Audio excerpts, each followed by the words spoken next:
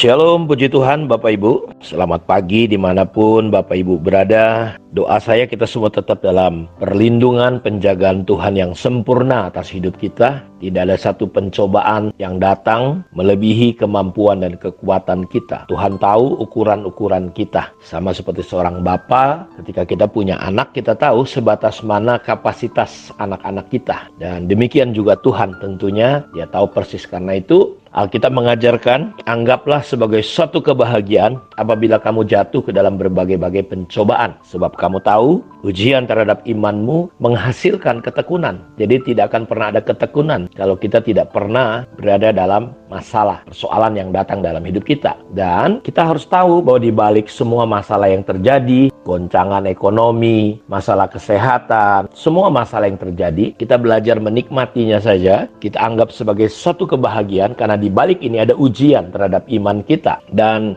ketika kita tahu, kita bisa memunculkan satu karakter bernama ketekunan. Dan ketekunan ini harus dibiarkan bertumbuh. Sampai kapan? Sampai dia memperoleh buah yang matang. Supaya kamu sempurna, utuh, dan tidak kekurangan satu apapun juga. Karena itu, mari kita evaluasi, kita perhatikan fondasi hidup kita. Dibangun di atas apa dasar hidup kita? Tentu kalau dibangun di atas pasir, kita tidak akan mampu menghadapi hujan, badai, gelombang yang datang. Tetapi ketika kita mulai belajar lewat saat-saat teduh yang kita dengar dan kita mulai belajar hidupi, diingatkan terus-menerus, tujuannya cuma satu, bukan untuk menambah pengetahuan kita, tetapi untuk kita mulai belajar menghidupi kebenaran firman Tuhan di dalam hidup kita. Sehingga ketika kita mulai menghidupi firman, kita diumpamakan seperti orang yang bijaksana yang membangun rumah hidup kita, rumah iman kita di atas apa? Di atas dasar yang teguh, dasar yang kuat, yaitu di atas batu. Dan kita tahu bahwa di Sion Tuhan telah meletakkan batu sebagai dasar. Dan kita harusnya membangun hidup kita di atas fondasi atau dasar kebenaran, yaitu Yesus Kristus. Dan itu terjadi ketika kita mulai belajar untuk menghidupi firman Tuhan dalam hidup kita. Maka apa yang terjadi ketika nanti persoalan datang, dan saya meyakini bahwa masalah kita ke depan akan makin berat karena dunia sedang menuju pada kehancuran. Karena itu kita harus melihat bagaimana fondasi kehidupan kita, Bapak Ibu. Dan saya berdoa Tuhan memberikan roh hikmat dan wahyu kepada kita, sehingga kita bisa melihat, mengenal Allah dengan benar, sehingga kita bisa membedakan mana yang baik, benar, dan sempurna. Kita bisa bedakan kayaknya ini ada hal-hal yang keliru. Kita harus segera beresin hidup kita. Karena itu, mari kembali saya ajak saudara melihat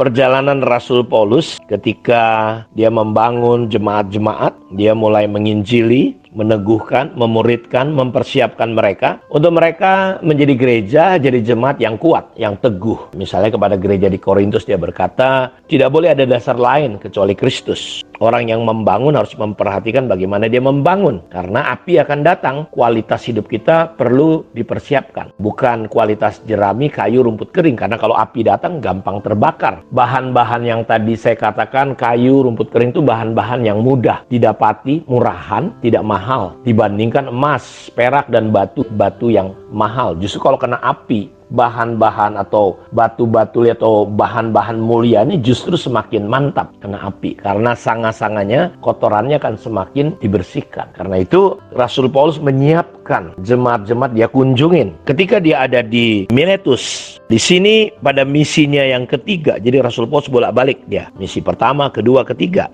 Paulus memperingatkan penatua gereja yang ada di Efesus bahwa serigala-serigala yang ganas akan memasuki kawanan domba. Saya ingin ajak saudara kita melihat satu ayat di Kisah Rasul pasal yang ke-20.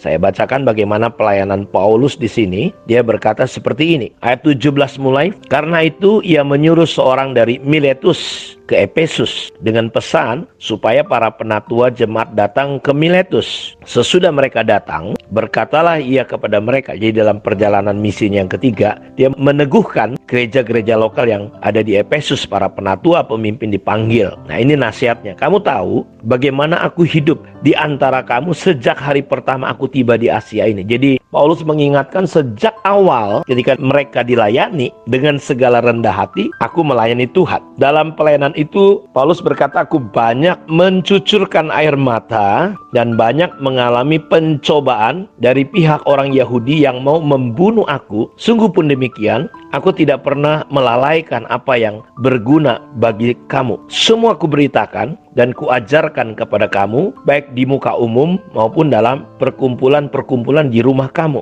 Aku senantiasa bersaksi kepada orang-orang Yahudi dan orang-orang Yunani, supaya mereka bertobat kepada Allah dan percaya kepada Tuhan kita, Yesus Kristus. Jadi sejak awal sampai perjalanan ketiga, Paulus mengingatkan bagaimana dia melayani Tuhan. Dan inilah yang saya mau katakan, ketika kita fokus kepada kekekalan, kepada panggilan Tuhan, Paulus benar-benar tidak lagi tergoda oleh apapun. Bahkan semua hal yang dulu menjadi kebanggaan, semua hal yang dulu begitu hebat, dia menganggap sampah. Dan bagaimana dia tidak sedikit pun goyah ketika dia menghadapi berbagai hal, termasuk bahkan ancaman, bahkan rencana pembunuhan yang coba dilakukan oleh banyak orang kepada dia. Aku senantiasa bersaksi kepada orang-orang Yahudi dan orang-orang Yunani. Bagaimana dengan saudara? Apakah saudara masih bersaksi? Apakah saudara masih menyampaikan firman Tuhan, atau saudara sibuk dengan diri saudara sendiri? Saya lanjutkan pembacaan. Tetapi sekarang aku sebagai tawanan roh, sebagai tawanan orang yang dikuasai, ditawan, dikendalikan oleh roh, aku pergi ke Yerusalem dan aku tidak tahu apa yang akan terjadi atas diriku di situ selain daripada yang dinyatakan Roh Kudus, bahwa dari kota ke kota kepadamu, bahwa penjara dan sengsara menunggu aku. Bayangkan, penjara, aniaya, sengsara menunggu Paulus. Paulus sudah tahu. Bagaimana dengan saudara kalau saudara diperhadapkan seperti Rasul Paulus? Roh Kudus menyatakan bahwa aniaya, penjara menunggu kita. Apakah kita akan berhenti melayani Tuhan? Apakah kita akan mundur? Terkadang kita hanya baru-baru masalah sepele, ya masalah kecil-kecil, kita lihat nggak cocok pandangan kita ini dan itu, kita mulai menghakimi orang, kita mulai mau mundur dari panggilan Tuhan dalam hidup kita. Rasul Paulus bukan masalah pribadi, bahkan Roh Kudus menyatakan penjara aniaya menunggu. Tapi saya lanjutkan pembacaannya. Tetapi aku tidak menghiraukan nyawaku sedikit pun. Sedikit pun dia tidak menghiraukan nyawanya, asal saja aku dapat mencapai garis akhir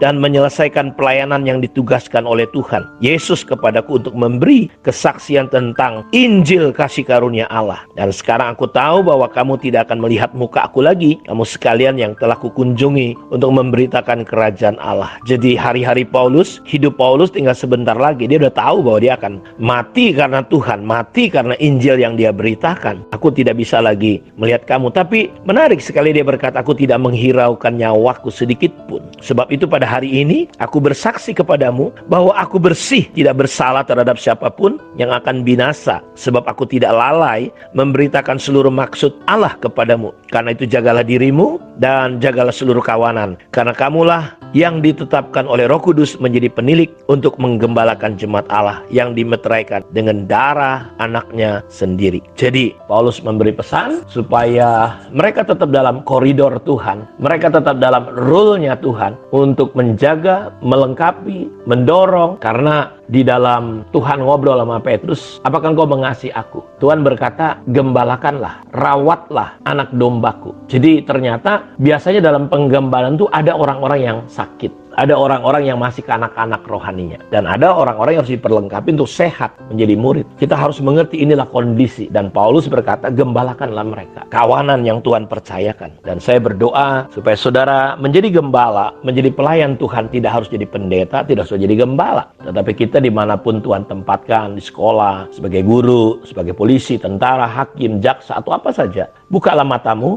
lihatlah suara Tuhan, bahwa di sekeliling kita ada banyak tuayan. Tuayan sudah menguning, tapi orang-orang yang mau menggembalakan itu sedikit sekali. Tuhan kiranya memberkati kita lewat renungan pada hari ini. Tuhan memberkati. Shalom.